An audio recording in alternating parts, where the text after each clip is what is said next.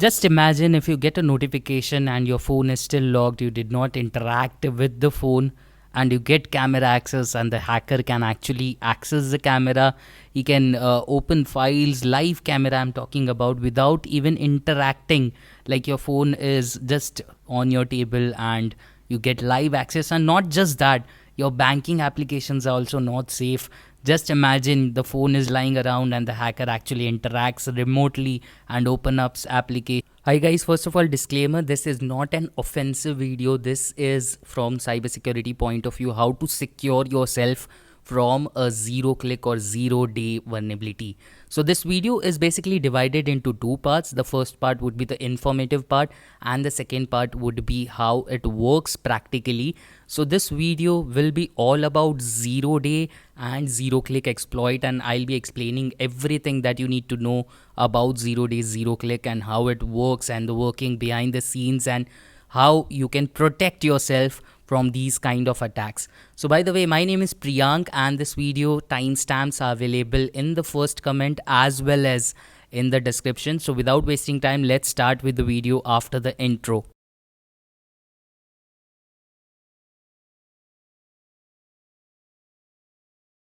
So this is going to be really from basic to advanced video, and I'll be explaining what are exploits, what is a 0-day vulnerability and what is a 0-click, and then we are going to move further and learn practically how this actually works and how to protect yourself. So this will be all in one video, the ultimate video for a 0-click attack. So first of all, let's start with what is exploit. So let's say, for example, if there is a bug or a vulnerability in some web application or a device or in some operating system. So to exploit or to gain access, there is a process. Now this process is called exploitation or exploit. So exploit is basically gaining access or the process or the file that basically gives you the permission to get inside the system. So that is sort of exploit in layman's term. And a 0-day exploit is basically something that has not yet been reported to the company or the manufacturer. So if we talk about 0-day and what is 0-day attack or 0-day exploit, a vulnerability that is not yet informed, patched or disclosed. So as a security researcher, we do a lot of research and we try to find out loopholes and vulnerabilities so you guys are safe.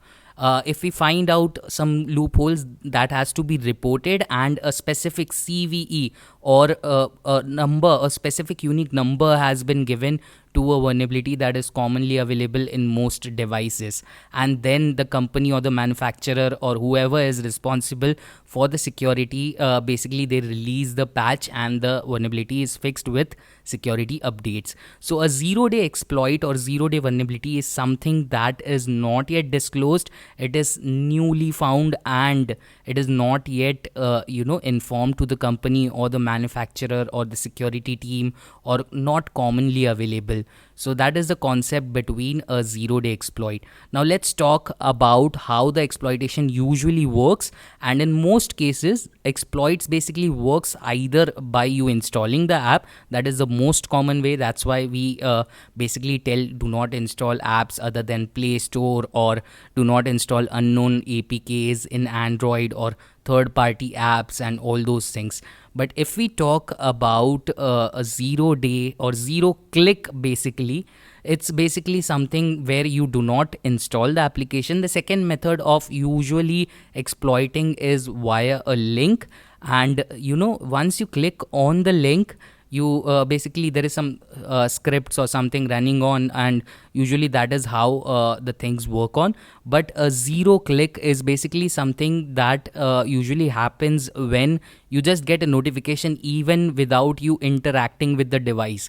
So just imagine your phone is just available and someone just calls you or sends you a message or a notification from an app, and that app has some vulnerability which is not yet disclosed, and that's the reason the hackers get access to your system and complete access. So this is how zero click works, and for zero click you don't even need anything, or human interaction is not required. So in simple terms, usually when normal exploits, they work, they either install application, or you click on some link, phishing link, and all those things. Those are the kind of things where the user's interaction and social engineering plays a big role. But in zero click, you don't have to interact. The end user does not have to interact. You just get a notification, you just get a call, and your device is compromised. This is how zero click works. And previously we had a lot of examples of practical demonstrations of how these attacks were performed. And in usual cases, a zero click attack was done in common apps like WhatsApp, Instagram, because these kind of apps usually everyone uses on their device, right? So just finding a bug in these kind of apps, and then you get an access to the whole device. This is how usually works. And there are a lot of zero clicks available which are not yet reported, but it's really hard to find. And previously they are usually used for bad purpose, because that's the reason they are not reported yet to the company, and they have not been patched. So this is how everything works. Now let's talk about some common 0 days that are available. So if we talk about some common and previously reported zero click attacks or 0 days, we have something for Samsung. We had a CV2020. I'll add everything in the description if you want to do a research. But those are an older ones which have been reported and patched. So for Android 9 or previous Android versions, there were some common 0 days which were reported. And there was something for WhatsApp VoIP as well. So for WhatsApp VoIP, I'll be giving all the links in the description. So WhatsApp uses VoIP. VoIP is basically voice over IP communication sort of. It's basically internet based calling which we use in WhatsApp. And there was a CV released for WhatsApp VoIP as well. The third most common zero click or 0 day would be buffer overflow attack, wherein the memories, we have certain amount of memory allocated to certain things, right?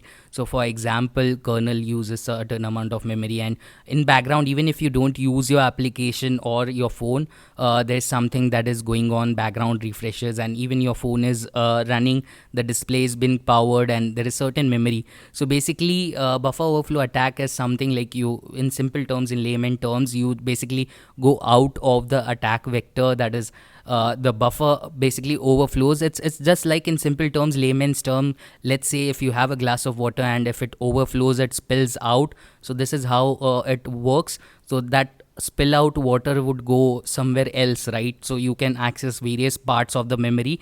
So I'll add some CVs which have been patched previously, and you can have a look at these kind of attacks. So commonly these are the ways where 0 day is being exploited or how it works. Now let's take a look practically what kind of data you can get. In practical video also, I have divided the video into two parts. The first one would be the lab setup that you can do if you want to perform it, and the second part would be the practical one, and the third part sort of in the second category would be what kind of access you get after a zero click or a 0 day vulnerability. So without wasting time, let's move on and let's see how it works. So just imagine getting a WhatsApp call, or maybe let's say you just get a normal call or a message or notification from an application, Instagram notification, and the exploit is running. Now by default, Android is actually Linux based, so you get super user access. So once you get super user access, the hacker can actually download files using curl or maybe install applications. So let's say if the hacker gets the zero click access to your phone, it can basically download the file on a remote server or a website, or let's say a web server, and then execute that in root, that is super user access, and then give all the permissions to the file. Now the second step, after actually getting the exploit or the access, root access, it can actually download and execute file in root mode. Now the second stage would be to install a rat or a Trojan. A rat would be kind of a spyware kind of application, and once you install it, you get a lot of information. Now let's move to the second part, wherein you can download the files inside the directory. And over here I would like to tell you guys, if you can see the location of the file where I'm downloading it, I'm actually downloading it in the SD card of the Android phone. And this exploit is been running on my own phone, and I have all the rights to the phone, and this is just for security research and to demonstrate how vulnerable things are and how zero click and 0 day attack actually works. So once you download the file, you can actually execute the file in super user, and depending on what kind of, if you are using a rat, a Trojan, or what kind of thing you are using, you can remotely install application. And not just that, you can download applications or files on that Android to a web server. You can install all the Linux applications that are required. You can create a FTP server and whatnot. Everything that you can do on a terminal can be done over here. That is also remotely. So over here I'm using something, I'm not using my own operating system, I'm using a Linux subsystem, and that is connecting via socket to a different system which has the exploit, and then that exploit is being run on the device, that is on the Android device that I have, to demonstrate how the files are being downloaded and how you can execute the file. So the second stage, as I told you, would be the hacker would basically install a rat, that is remote administration tool, where he gets physical access kind of things, because a rat is like more of a user interface kind of thing that can be done. So you get more applications, more monitor it remotely basically. So once you install the rat, you get a lot of information like the device ID, depending on what kind of rat you are using or what kind of Trojan is being used by the hacker. So you get a lot of information. Not just this, it can be remotely wiped, it can be it can download files, you can actually block a number and then call from that number. So on the victim's device or on my device, it would show a random number, whereas I'm calling from a random number. You can, even if I call back to that person, the call won't be executed because the number would be blocked. You can remotely view the screen, live screen I'm talking about, what I am doing on my phone can be remotely viewed.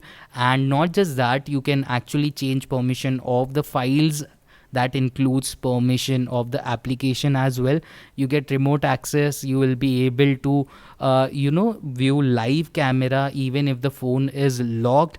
You get WhatsApp log, Instagram, Vibe, in fact Signal, Telegram, everything can be found depending on what kind of rat is being used. And the most and the worst part, I would say, of this flaw is basically zero interaction. So as you can see, I just sent a code and then it worked.